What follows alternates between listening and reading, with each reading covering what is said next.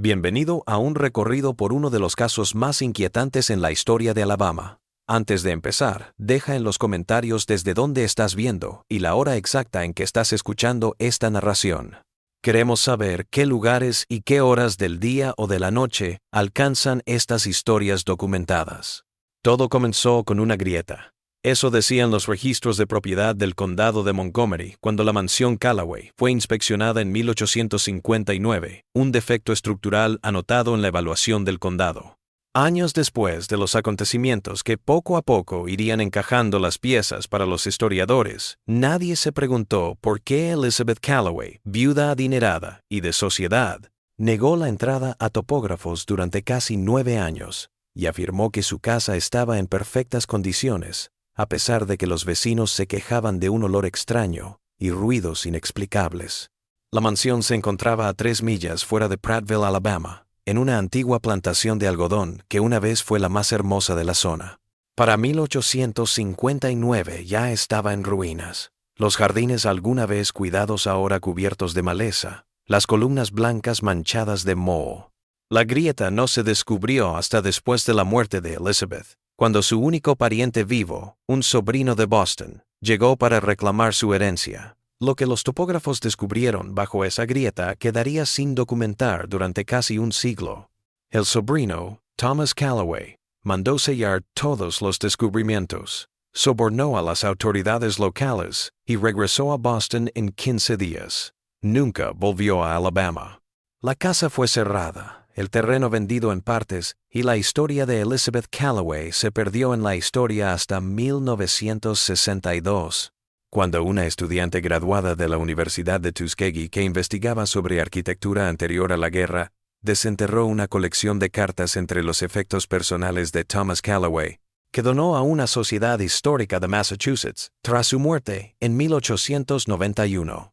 Las cartas hablaban de lugares que no deberían estar allí, de ruidos que no estaban presentes, de una viuda que decía estar actuando por un propósito moral que desafiaba las normas de su época y lugar. Pero, ¿qué ocurrió en la mansión Callaway entre 1850 y 1858?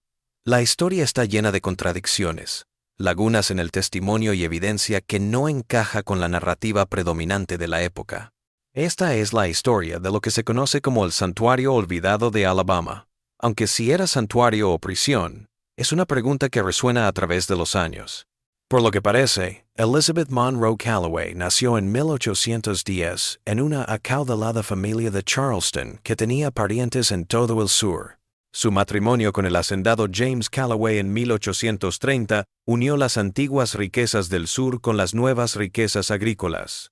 James había heredado la plantación de algodón de su padre fuera de Prattville y la había expandido a más de 100 personas esclavizadas en 1840. Los Callaway eran conocidos en la comunidad como buenos anfitriones, metodistas y, para los estándares de la época, supuestamente humanos esclavistas. Esta fama sería después puesta en duda por aquellos que conocieron la verdad sobre lo que sucedió tras la muerte de James Callaway en el invierno de 1849. Los registros del condado show that James died of typhoid fever, although whispers persisted that his death was sudden and suspicious among the planter class. Isabel se convirtió en la única dueña de la plantación Callaway a los 39 años, algo raro para una mujer en Alabama en ese momento. Más extraña aún fue su decisión de despedir al capataz blanco que había dirigido la plantación durante casi 15 años. Según los registros del Alabama State Archives, la producción de algodón de la propiedad se redujo en casi un 30% el año en que murió James, pero las finanzas personales de Elizabeth no se vieron afectadas. Fue en el verano de 1850, unos 6 meses después de la muerte de su esposo, que Elizabeth inició las remodelaciones de la mansión que más tarde sería objeto de tanta especulación. Las facturas revelan grandes compras de madera, ladrillos y hierro a proveedores tan distantes como Mobile. Los artesanos locales que contrataron para realizar el trabajo no eran de Prattville, sino que los trajeron de Montgomery, lo que parecía extraño dado el costo adicional. Aún más extraño, todos los obreros fueron despedidos en 3 semanas porque, según Elizabeth, las renovaciones estaban terminadas, aunque el libro mayor del capataz mostraba que solo se había completado la primera fase Lo que sucedió en los meses siguientes se ha reconstruido a partir de trozos. Las anotaciones en un libro de cuentas doméstico que llevaba Elizabeth, cartas a mercaderes en Montgomery y Nueva Orleans, y la memoria de una antigua esclava de la casa llamada Mercy, que fue entrevistada por la Works Progress Administration en 1937, cuando tendría más de 90 años. Su testimonio, desestimado por algunos historiadores como las memorias confusas de una anciana, coincide con la evidencia física descubierta en una investigación arqueológica de las ruinas de la mansión en 1965. Según Mercy, en el otoño de 1850, Elizabeth empezó a alterar la forma en que se manejaba la plantación, cosa que desconcertó a los plantadores vecinos. Los jornaleros eran reubicados en otras labores sin motivo aparente. Varios esclavos hábiles, un herrero, un carpintero y un albañil habían huido, y se anunciaron recompensas por su captura en anuncios en el Prattville Progress. Sin embargo, los mismos individuos fueron avistados meses después en la propiedad por visitantes, quienes fueron rápidamente atribuidos por Elizabeth como nuevas adquisiciones con habilidades similares. Pero los mayores cambios se produjeron en la mansión. Elizabeth dejó libres a todos, menos a 5 de sus esclavos domésticos, y envió al resto a trabajar en sus campos. Ella transformó el amplio comedor, donde una vez se celebraban cenas, para la alta sociedad de Prattville en Round. Su estudio personal, al que se decía que entraba y permanecía sola con la puerta cerrada durante horas. Las entregas llegaban de noche y eran introducidas por la puerta trasera por los esclavos que quedaban en la casa, bajo la atenta mirada de Elizabeth. Y luego estaban los ruidos, lo que Mercy decía que era como si la casa estuviera respirando bajo tierra. Parroquial de St. Mark's Episcopal Church record that Elizabeth ceased attending services in November 1850 due to ill health. Pero los comerciantes de Montgomery la veían siempre, comprando grandes cantidades de medicinas, alimentos enlatados, telas. Un libro de contabilidad de Blackwell's Apothecary, en la colección de la Sociedad Histórica de Montgomery, revela que Elizabeth compró suficiente laudano, quinina y vendajes en 1851 para abastecer un pequeño hospital. Cuando el farmacéutico le preguntó, supuestamente dijo que estaba enviando suministros a primos en Mississippi que habían tenido problemas. Nunca se han encontrado tales primos en los registros genealógicos de los Monroe. Para 1852, ya corrían rumores entre las familias plantadoras de Autauga County. Isabel se había aislado casi por completo, rechazando invitaciones, recibiendo a pocos visitantes. Aquellos que fueron recibidos en la mansión dijeron que se les mantenía en el salón delantero, y Elizabeth decía que el resto de la casa estaba en obras, o que se encontraba enferma y no quería contagiar a nadie. Algunos observaron que puertas que antes conectaban con otras partes de la casa parecían estar bloqueadas. Cuando le preguntaban por estos cambios, Elizabeth eludía la cuestión, o decía que su duelo por la muerte de James la había impulsado a buscar soledad y sencillez.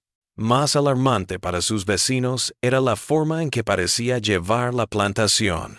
Mientras que otras granjas de algodón de la zona se expandían para satisfacer la demanda de los molinos textiles del norte y de Inglaterra, la producción de la plantación Callaway disminuyó.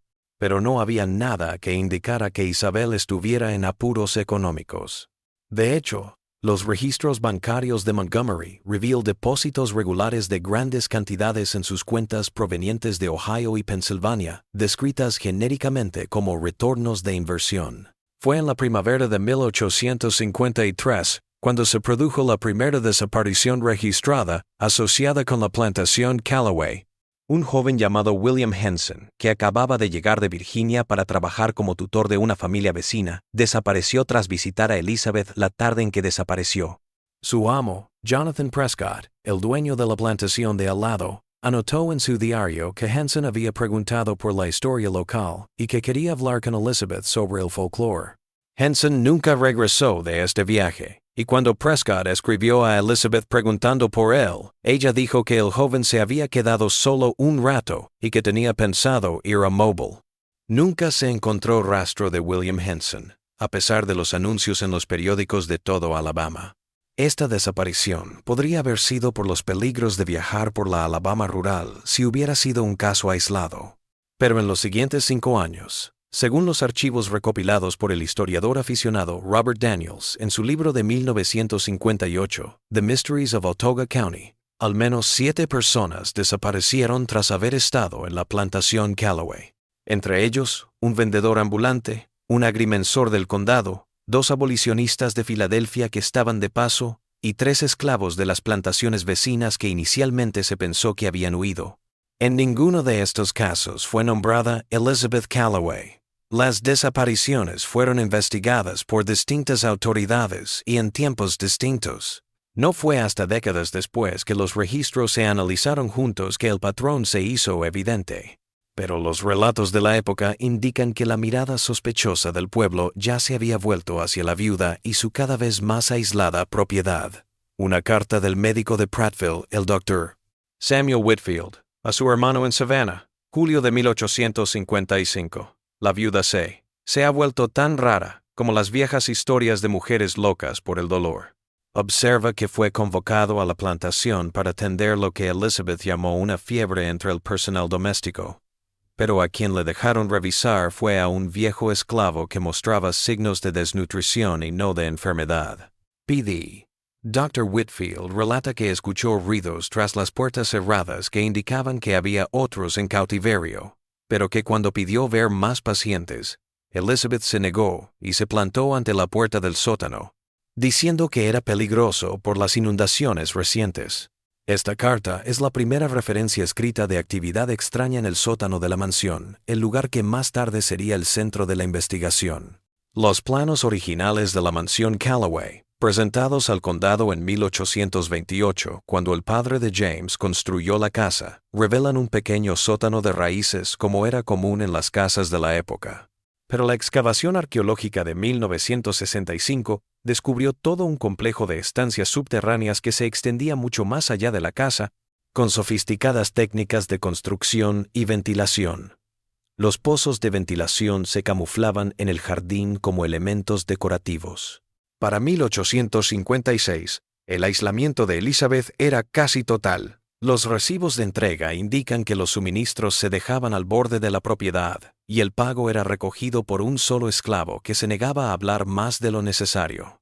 Los fields de la plantation estaban mostly empty, and only enough cotton was being picked to make it look like it was still running. Pero las luces en la mansión se encendían a cualquier hora, y los viajeros que pasaban por la carretera que bordeaba la finca juraban oír cantar en plena noche. No las canciones de trabajo de los esclavos de campo, sino algo hímnico que no se hablaba en ninguna lengua conocida. Fue en diciembre de 1856 que ocurrió el evento que eventualmente revelaría lo que sea que estuviera haciendo Elizabeth Callaway en su mansión. Una fuerte tormenta azotó el centro de Alabama. El río Alabama y sus afluentes se desbordaron. El arroyo que bordeaba la propiedad de los Callaway se desbordó, el agua retrocediendo hacia la mansión encaramada en una suave colina. Según un relato del Prattville Progress en medio de la tormenta, los habitantes de un pequeño pueblo de blancos pobres, a 1 milla de la plantación de Callaway, vieron una procesión de figuras que llevaban a otras sobre sus espaldas salir de la mansión y dirigirse a un bosque al norte. Interrogada por el sheriff del condado sobre este suceso, Elizabeth declaró que parte de sus campos de alojamiento se habían inundado y que había mandado a los esclavos refugiarse en el cobertizo de secado de tabaco, situado en una zona más alta. Esta razón fue aceptada en ese momento, ya que el sheriff estaba lidiando con daños por inundaciones en todo el condado. Pero los mapas de campo muestran que los cuartos de campo en la plantación de Callaway estaban en una altura similar a la casa principal y no se inundarían antes de que la casa se viera afectada. Más revelador es una carta que se encontró en 1960 entre los papeles personales del reverendo Josiah Willard, un ministro metodista del norte que se había mudado a Cincinnati después de trabajar como predicador de circuito en Alabama en la década de 1840. Willard era un abolicionista. La carta, de febrero de 1857, es de la propia Elizabeth Callaway, y en ella menciona a aquellas almas que fueron rescatadas sanas y salvas por tus compañeros, a pesar de su repentina partida. Continúa pidiendo que en futuras ocasiones se planifiquen contingencias en caso de desastres naturales, ya que la última vez que tuvieron que salir durante la tormenta todos estuvieron en peligro de una manera en que pudieron haberlo prevenido. Esta carta implica que Elizabeth Calloway participó en el ferrocarril subterráneo, una red clandestina de rutas y refugios que ayudaban a los afroamericanos esclavizados a huir a Estados Libres y Canadá. Esto explicaría muchas de las anomalías en la forma en que funcionaba la plantación. La caída en la producción de algodón, porque los esclavos estaban siendo sacados a escondidas hacia el norte, en lugar de trabajar en los campos. Las renovaciones para construir espacios ocultos, las provisiones de medicina y alimentos, las transferencias de dinero desde el norte, incluso las desapariciones, si la gente se unía a la red de escape o, más oscuramente, descubría la red y era silenciada. Pero la evidencia encontrada debajo de la mansión en 1965, junto con algunas entradas del diario de Elizabeth que se encontraron entre las pertenencias de su sobrino, revelan una imagen más complicada y oscura que la de una simple parada en el camino hacia la libertad. La arqueóloga de Auburn University, Jody Barnes, dijo que la arqueología de un equipo de Auburn en el espacio debajo de la casa de Calloway muestra que los espacios habían sido alterados en lo que parecían ser áreas habitables. Pero estos no eran simplemente lugares de escala para viajeros que se dirigían al norte. Las habitaciones, que parecían extenderse más allá de la casa, daban señales de haber sido habitadas durante mucho tiempo. Entre sus pertenencias se hallaron juguetes caseros, ropa remendada y muebles improvisados de madera de desecho. Lo más revelador: las paredes de algunas habitaciones estaban rayadas, muescas que parecían llevar la cuenta de días, semanas, tal vez, incluso años. El diario de Elizabeth, que abarca desde enero de 1850 hasta noviembre de 1857, comienza como un registro normal de las preocupaciones de una ama de casa de una plantación, pero poco a poco se convierte en algo más inquietante. Las primeras entradas reflejan su duelo por la muerte de James, pero para fines de 1850 ya escribe casi obsesivamente acerca de mi verdadera vocación y las almas a mi cargo. Describe voces que la orientan, visiones en las que las paredes de la mansión se abren para revelar santuarios. Su lenguaje religioso se vuelve más intenso, refiriéndose una y otra vez a sí misma como instrumento de la voluntad divina y a los espacios bajo su casa como arca de salvación en medio del diluvio de maldad. Lo más inquietante son las entradas de 1854 y 1855, en las que Elizabeth anota que está tomando decisiones difíciles por el bien mayor. Describe a quienes no se les podía confiar el conocimiento del santuario y que ahora habitan donde no pueden hacer daño. Estas palabras en clave coinciden con las desapariciones que Robert Daniels informó, lo que implica que Elizabeth podría haber sido la responsable de la muerte de esas personas desaparecidas. El diario también muestra que Isabel estaba sufriendo lo que los psiquiatras actuales llamarían una enfermedad mental grave, probablemente empeorada por su soledad y el estrés de su trabajo encubierto. Ella relata diálogos con su difunto esposo, cuyo espíritu la aconsejó en la ampliación de las cámaras subterráneas. Ella documenta episodios de insomnio de días, seguidos de alucinaciones. Para 1856 su escritura se vuelve cada vez más errática y comienza a delirar con agentes del mal que intentan descubrir su santa labor. Lo más revelador y lo más inquietante del diario se hace evidente en las entradas de principios de 1857, tras la inundación.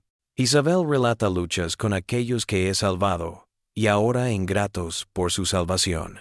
Ella relata establecer disciplinas y encierros necesarios para proteger a los rebeldes. Una de ellas dice: no saben que la libertad sin preparación es una maldición y no una bendición. Deben permanecer a mi cuidado hasta que sus almas estén preparadas para el viaje, aunque sus cuerpos se rebelen. Estos extractos insinúan que lo que pudo haber sido una actividad en el Underground Railroad se convirtió en algo muy distinto con el deterioro mental de Elizabeth. En lugar de liberar a los esclavos y permitirles huir a la libertad, al parecer los mantenía encerrados en los subterráneos de su mansión, porque creía que ella era la única que sabía lo que era mejor para ellos. Esta interpretación está respaldada por el testimonio de Mercy, la antigua esclava de la casa entrevistada en 1937. Según Mercy, Isabel iba a las habitaciones subterráneas todas las noches a predicar a sus seguidores, llevándoles comida, medicina y castigo para los que dudaban de su sabiduría. Mercy said that those who came to the mansion with promises of passage north soon learned that nobody ever left the mistress's protection. She feared the world would spoil them.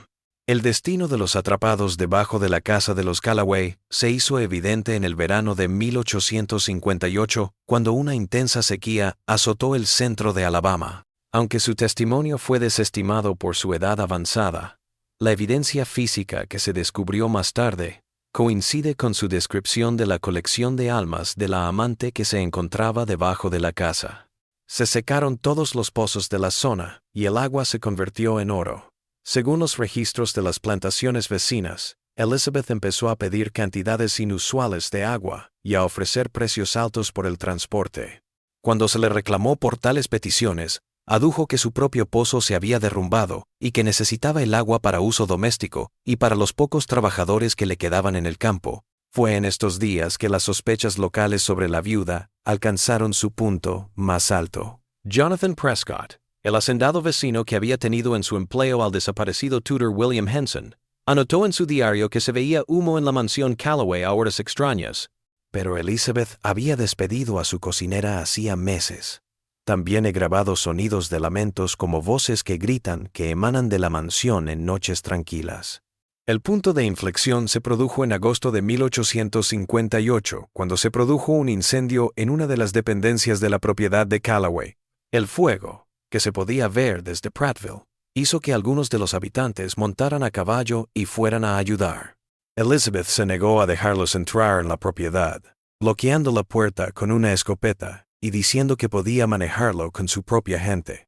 Fue solo cuando el fuego amenazó con extenderse a los campos de la vecina plantación Prescott que el sheriff fue llamado y entró a la fuerza en la propiedad. Mientras los hombres luchaban contra el fuego, que se extendía a un granero de almacenamiento cerca de la casa principal, dos de ellos escucharon gritos de auxilio en algún lugar cerca de la mansión. Dejando la lucha contra el fuego, se acercaron a la casa y descubrieron que parte del suelo detrás de la cocina se había derrumbado, dejando al descubierto lo que parecía ser la entrada de un túnel. De esta apertura salieron gritos de auxilio. Lo que siguió está registrado en el informe del sheriff presentado en los registros del condado de Autauga el 23 de agosto de 1858. Los hombres se adentraron en el túnel y hallaron una serie de habitaciones subterráneas en las que encontraron, según el comunicado oficial, a 12 personas de raza negra en estado de sufrimiento, y algunas de ellas con signos de cautiverio prolongado. En el informe del sheriff no se especifica en qué estado se encontraban estas personas, más allá de que necesitaban asistencia médica y que los lugares en los que se encontraban eran inhabitables, sin ventilación ni saneamiento. Más revelador es una carta privada de uno de los hombres que entraron en los túneles, que se guarda en el Departamento de Archivos e Historia de Alabama. Aquí relata espacios apenas lo suficientemente altos como para que un hombre se ponga de pie, con un aire tan denso por el hedor de excrementos y enfermedad que apenas podíamos respirar. Describe que en algunas salas había personas encadenadas a las paredes, otras libres pero sin posibilidad de salir de sus prisiones, y algunas demasiado débiles por enfermedad o desnutrición para mantenerse en pie. Lo más perturbador, dice haber descubierto los restos de lo que parecían ser al menos 3 personas fallecidas hace mucho tiempo, dispuestas de manera que parecían estar en medio de algún tipo de vigilia o ceremonia. Al enfrentarse a estos hallazgos, Elizabeth Callaway no mostró remordimiento ni preocupación por el bienestar de quienes fueron descubiertos bajo su casa. Según varios testimonios, ella declaró que había sido enviada por Dios a guardar de la corrupción del mundo a esas almas, y que los difuntos habían cumplido su prueba y habían pasado a la recompensa de Dios. Ella defendió que actuaba por caridad cristiana, que los había salvado de algo peor y que tenía la intención de liberarlos cuando estuvieran preparados a través de la oración y la instrucción. Las primeras reacciones ante estos hallazgos se mantuvieron en secreto. Los sobrevivientes que se hallaron debajo de la mansión fueron dispersados en silencio entre las plantaciones del condado. Nunca se supo que ninguno de ellos recuperara la libertad. Simplemente desaparecen de los registros históricos. Elizabeth Calloway was never formally accused of any crime, reflejando las complejas leyes y social attitudes hacia la esclavitud y la locura en antebellum Alabama. En lugar de ello, según la correspondencia entre el sheriff y el sobrino de Elizabeth en Boston, Thomas Calloway, se decidió que Elizabeth sería internada en el Alabama State Hospital for the Insane en Tuscaloosa. Los registros hospitalarios show que fue admitida el 3 de septiembre de 1858 con un diagnóstico de monomanía religiosa y enajenación de las facultades morales. El médico de guardia la observó llegar muy alterada, diciendo que los demonios del diablo habían interrumpido su misión de Dios. Elizabeth Calloway stayed institutionalized until her death in January 1859, only 4 months after being admitted. En el registro del hospital se declara fiebre cerebral como causa de muerte. Aunque los historiadores de la medicina de hoy en día creen que esto podría haber sido cualquier cosa, desde meningitis hasta derrame cerebral o los efectos físicos de una crisis mental severa, fue enterrada en una tumba sin nombre en el cementerio del hospital, como era la costumbre con los pacientes no reclamados. Thomas Calloway came to Prattville in February to settle his aunt's affairs. Según los lugareños, se alojó en la casa de Prescott en lugar de en la mansión de Calloway, en la que entró una sola vez con el sheriff y algunos obreros. Tras esta visita, ordenó que la mansión fuera tapiada y que los accesos subterráneos fueran sellados con ladrillos y cemento. Vendió la propiedad por partes a los hacendados vecinos a precios inferiores al mercado, pero con la condición de que la mansión permaneciera intacta y deshabitada. Lo que vio Thomas en su única visita a la mansión es un misterio. No dejó nada escrito sobre lo que pensaba de él, y nunca habló de su tía o de lo que hacía. La única pista es una carta que envió a su esposa en Boston, en la que decía: «El apellido familiar ha sido manchado por conexiones que no me atrevo a escribir, y he hecho lo posible para que el mal termine aquí. Algunos secretos es mejor dejarlos enterrados, y espero que lo que yace debajo de la tierra de los Calloway quede para siempre en paz». La mansión Calloway permaneció abandonada durante décadas, pudriéndose lentamente a la merced del tiempo y la naturaleza. Para la guerra civil, ya era un ruinoso monumento a pecados olvidados. Los lugareños se alejaron de la casa, diciendo que estaba embrujada por los fantasmas de aquellos que habían muerto bajo sus cimientos. Los padres advirtieron a sus hijos que se mantuvieran alejados de la antigua casa de Calloway, aunque pocos podían decir con certeza lo que había sucedido allí. La historia se había ocultado a propósito por aquellos que lo sabían. No fue hasta el movimiento por los derechos civiles en la década de 1960 que la gente volvió a hablar de la historia de la esclavitud y la resistencia, y los historiadores comenzaron a armar la historia de Elizabeth Calloway y sus cámaras subterráneas. La encuesta arqueológica de 1965, parte de un estudio más amplio de sitios relacionados con el ferrocarril subterráneo, descubrió la evidencia arqueológica que verificó gran parte de la historia oral que se había conservado dentro de la comunidad afroamericana de Autauga County. Pero todavía hoy no se sabe todo lo que sucedió en la mansión Calloway entre 1850 y 1858. ¿Era Elizabeth Calloway una loca que comenzó con buenas intenciones de liberar esclavos y terminó con un complejo de Dios que la llevó a la cárcel y al asesinato? ¿O era ella desde el principio una sádica que usó el movimiento abolicionista para satisfacer impulsos más oscuros? La historia no nos dice. Lo que sabemos es que bajo el suelo de una mansión en Alabama, una mujer desafió las normas morales de su época, no liberando a los esclavos como pretendía, sino creando su propio reino privado, donde reinaba absolutamente sobre aquellos que decía estar salvando. Y al hacerlo, engendró un monstruo más sutil, pero no menos terrifying, than the institutionalized evil of slavery. El sitio donde una vez se encontraba la mansión Calloway, ahora es una reserva natural en las afueras de Prattville.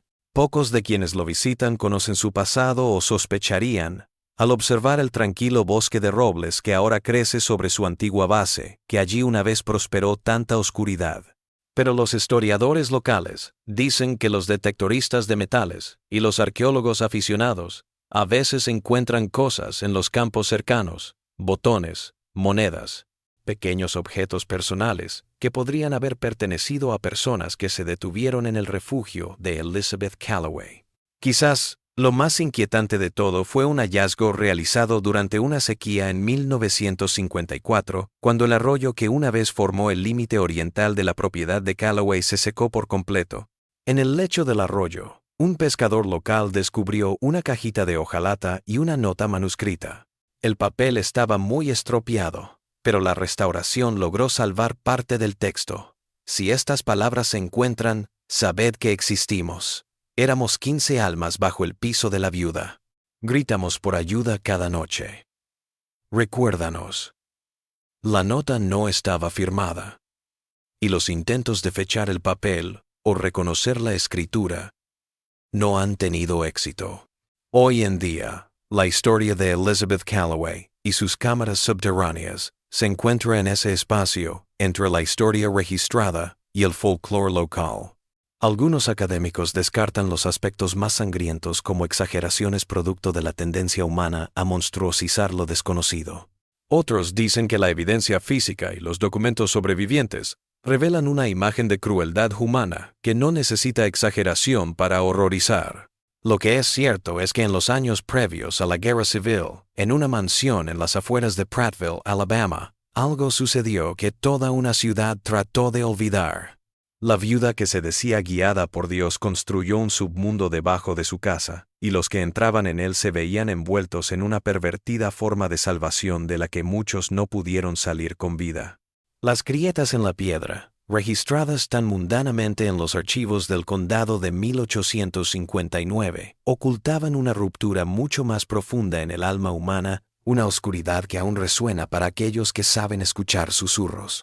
The property is all built over, the mansion long gone, but some say that on still summer nights, when the moon is new and darkness falls over the old Callaway property, voices can be heard.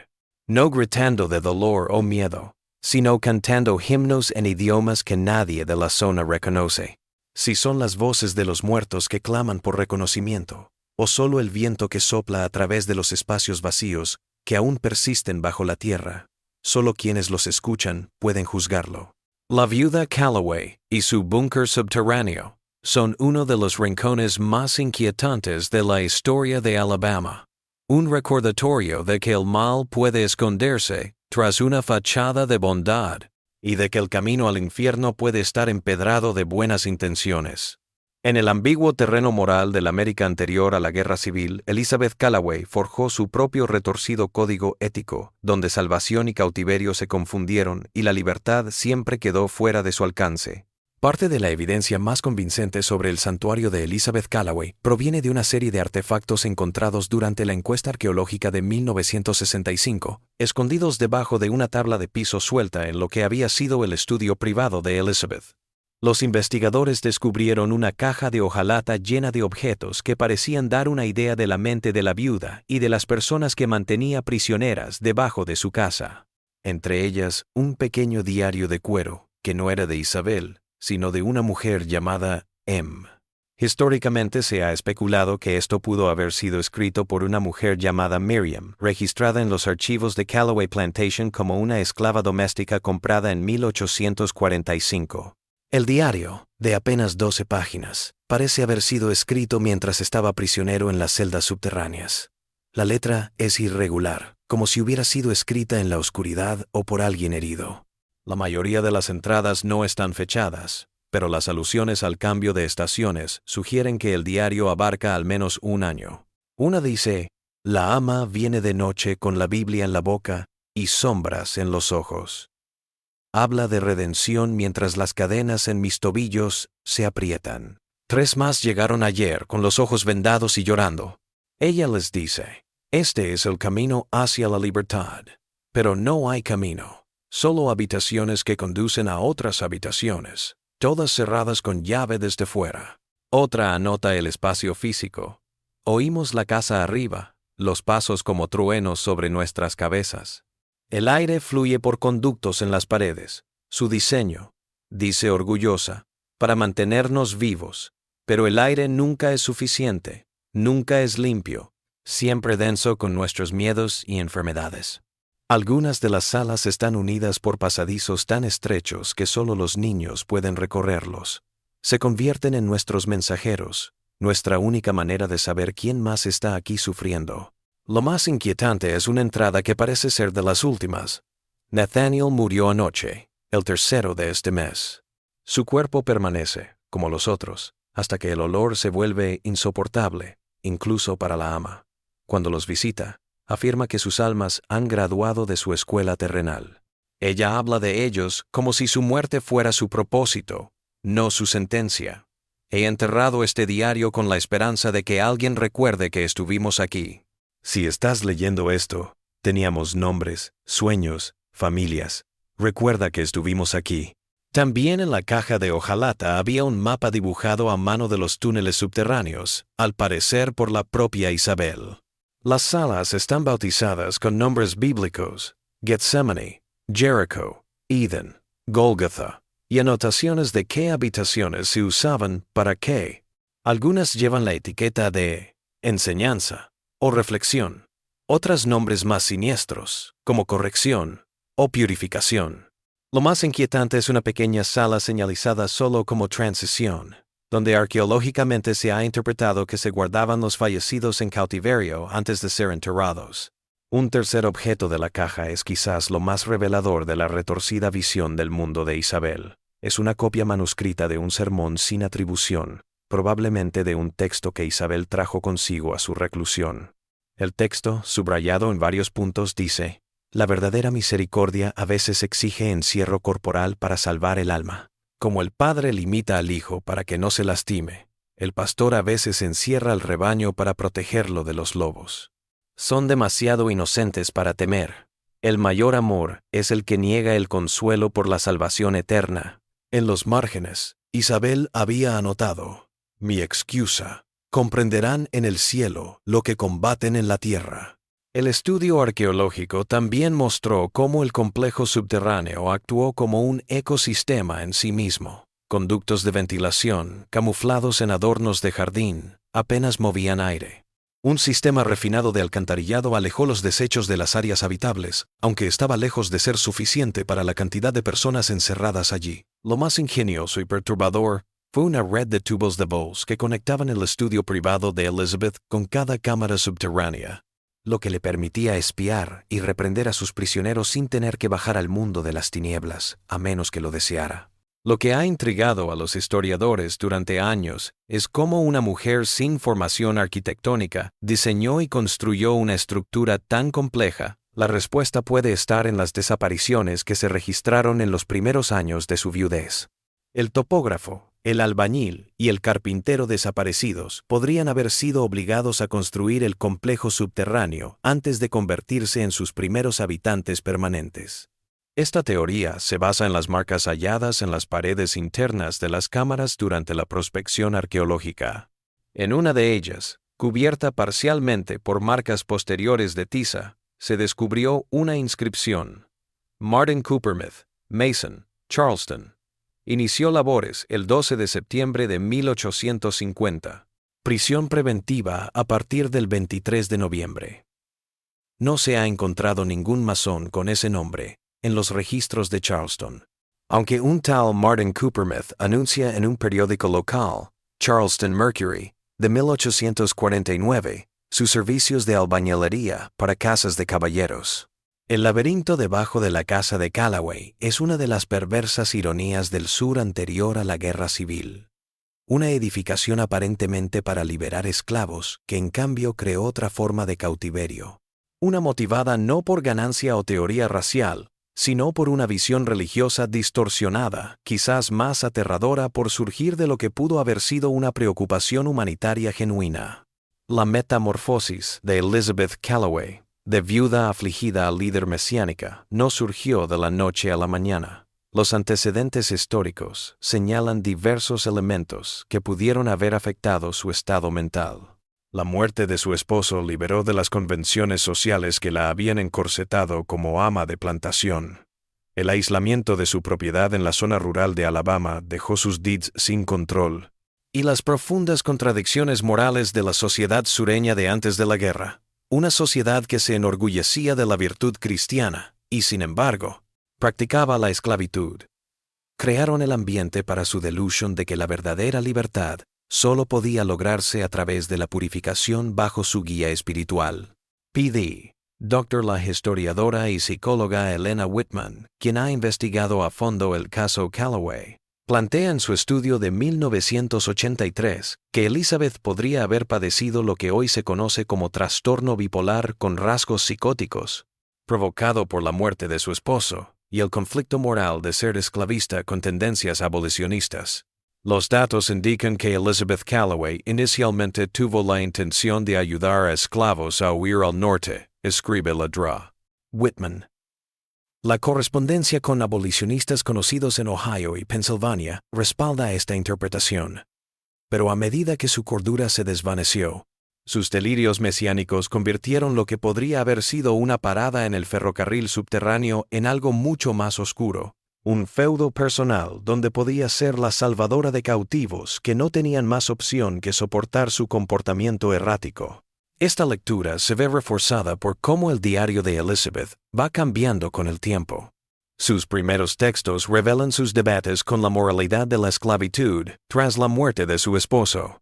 Una nota de marzo de 1850 dice: «He orado por dirección por las almas bajo mi cuidado.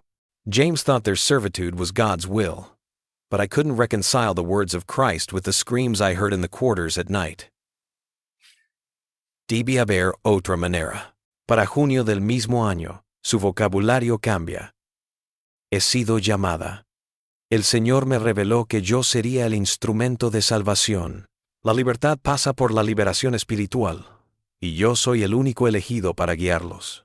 Esta entrada coincide con el inicio de las reformas en la mansión, como si la transformación de la casa reflejara la de su dueña.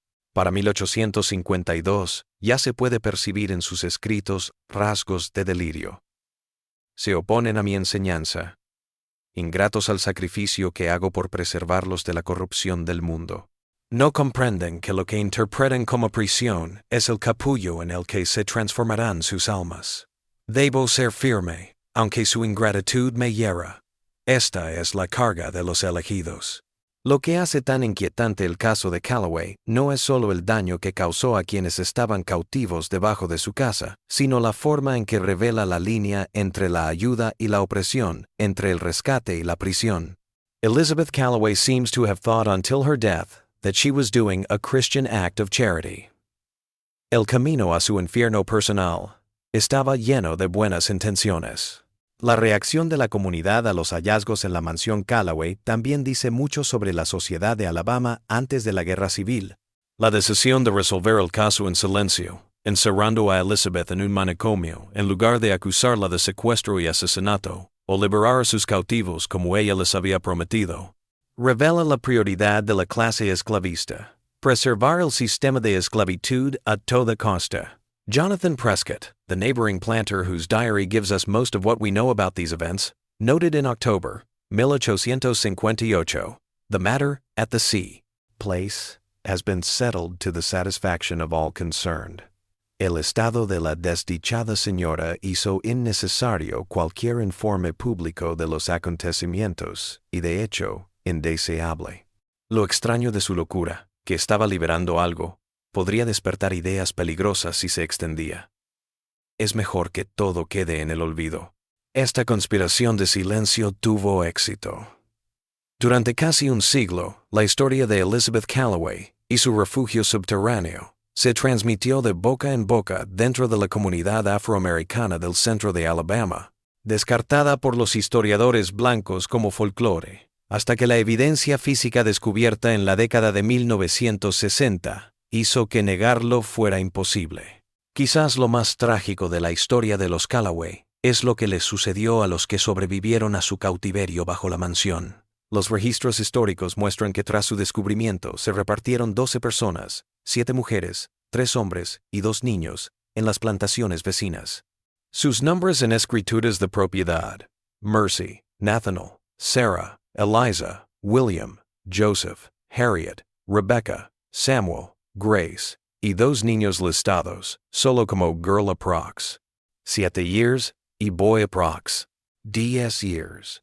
De estos 12, solo a Mercy se le puede seguir la pista en documentos históricos posteriores. Aparece en el censo de 1860 como propiedad de la plantación Prescott. Female, black, 45 approx. Después de la libertad, en el censo de 1870, aparece como Mercy Williams, 55, sirvienta doméstica, aún viviendo en el condado de Autauga. Fue esta misma Mercy quien dio a la WPA entrevista en 1937, uno de los primeros relatos de primera mano de la vida debajo de la casa de Calloway. En esa entrevista, cuando tendría más de 90 años, Mercy da una versión que complica la historia. Cuando se le preguntó por Elizabeth Calloway, ella dijo, Miss Elizabeth came with good intentions. Eso es lo que lo hace tan horrible. Nos leía la Biblia. Nos hablaba de los estados libres del norte donde vivían negros sin amos. Algunos sí fueron enviados al norte en un principio. Les prepararíamos, les equiparíamos, les enseñaríamos lo necesario para sobrevivir. Pero entonces, algo se movió dentro de ella. Ella comenzó a tener visiones, a hablar de ángeles que la instruían, y entonces las puertas se cerraron. Y entonces la ayuda se convirtió en una jaula. Esta interpretación matizada, reconociendo las buenas intenciones iniciales de Elizabeth, pero condenando el horror que siguió, es tal vez la evaluación más equilibrada del caso Calloway. Parece una tragedia sin villanos reales, solo víctimas, incluida, en cierto sentido, la propia Elizabeth, cuya conciencia se vio pervertida por la locura y la sociedad tóxica del sur esclavista. El caso Calloway es un caso sombrío en la historia de Alabama, pero también una advertencia sobre los peligros del pensamiento mesiánico y cómo el poder, incluso cuando se ejerce con buenas intenciones, puede corromper absolutamente. Elizabeth Calloway initially questioned the morality of slavery and eventually established her own private system of servitude, racionalizada por una teología personal que la situaba como una figura de salvación.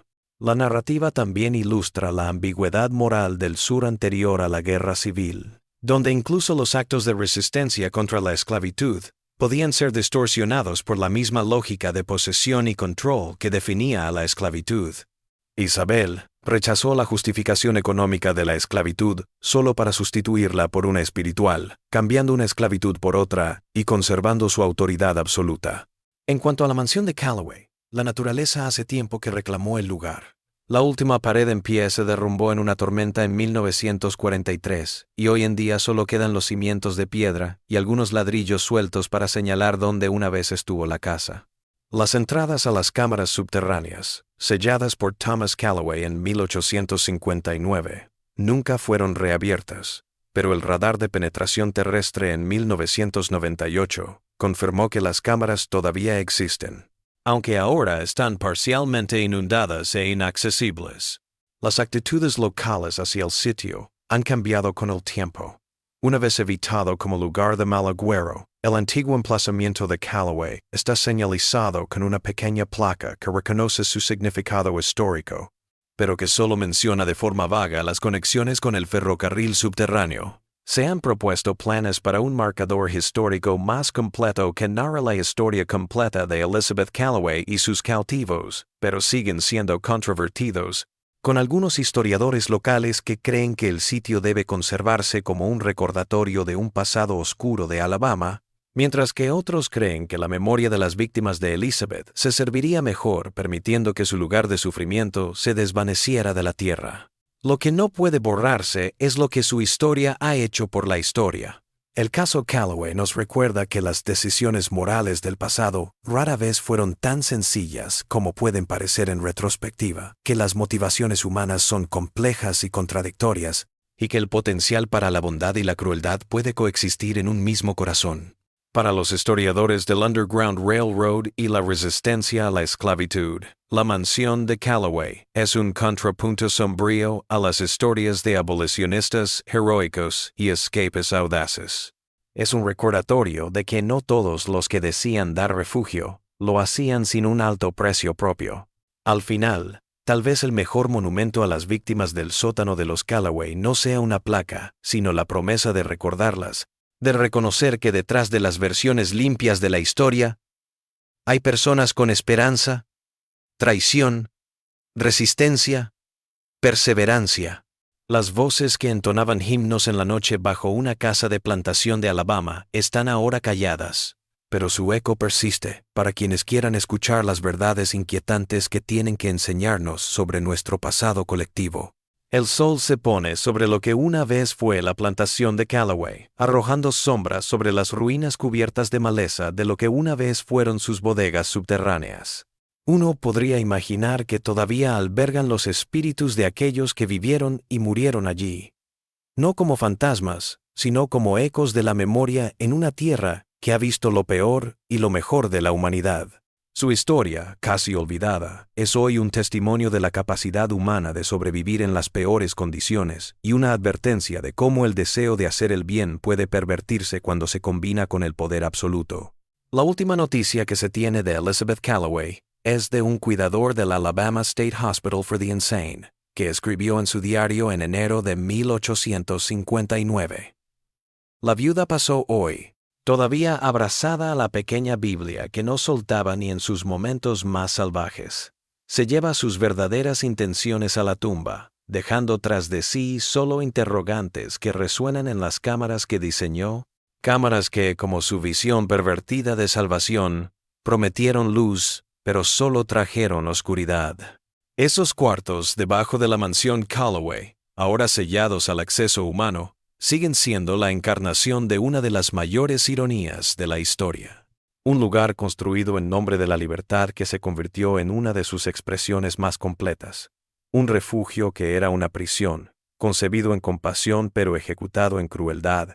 Un reflejo en miniatura de la gran contradicción moral del sur anterior a la guerra. Sus últimas palabras, claras después de días de delirio, fueron: «Me esperan abajo».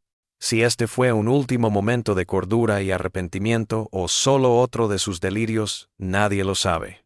Y así, la viuda que ocultó esclavos bajo su mansión se suma a las historias de la América profunda, ni heroínas ni villanas, sino ejemplos de lo cerca que están la salvación y el martirio, y de cómo los seres humanos pueden convencerse de que la crueldad es bondad cuando se creen elegidos por Dios para decidir el destino de los demás. La propiedad donde una vez se encontraba la mansión Callaway sigue siendo invadida por la naturaleza. Los restos de la presencia humana se desvanecen bajo enredaderas y hojas. Pero el relato perdura, transmitiéndose de generación en generación, como una advertencia sobre los peligros de la rectitud sin humildad, sobre lo bajo que puede caer el espíritu humano, incluso cuando cree que está siguiendo la luz de Dios. Porque al fin y al cabo, el horror en el caso Callaway no está en las condiciones de las celdas subterráneas ni en el sufrimiento de sus prisioneros, sino en descubrir que el mal suele disfrazarse de bondad, y que el infierno puede ser obra de quienes piensan que están construyendo el cielo en la tierra. Ese es el legado del viudo Sanctuary. Una advertencia que aún resuena en la conciencia de un país que todavía está tratando de conciliar sus mayores aspiraciones con sus momentos más oscuros. Como dijo Mercy Williams en su entrevista de la WPA, Miss Elizabeth me enseñó algo que nunca olvidé. Me enseñó que cuando alguien dice que te está salvando, lo primero que debes preguntar es, ¿de qué te está salvando? ¿Y para quién? Because sometimes the rescue is just another kind of cage you can't see until it's too late. A lesson paid for in pain, inherited through time. The last unintended legacy of the widow who built a sanctuary that was also a prison beneath the floorboards of a mansion.